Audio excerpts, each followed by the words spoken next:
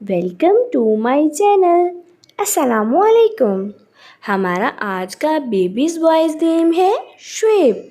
शुएब की इंग्लिश में स्पेल्स है SHOAIB, शुएब।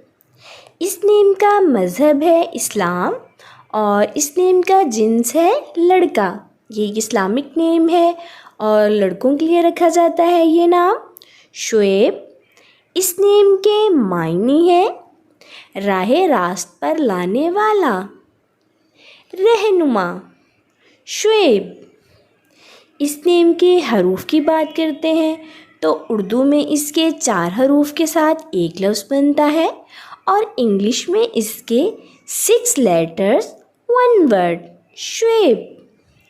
इस नेम की तफसील है शुएब अख्तर, शुएब हमज़ा। इस तरह से हम ये नाम रख सकते हैं।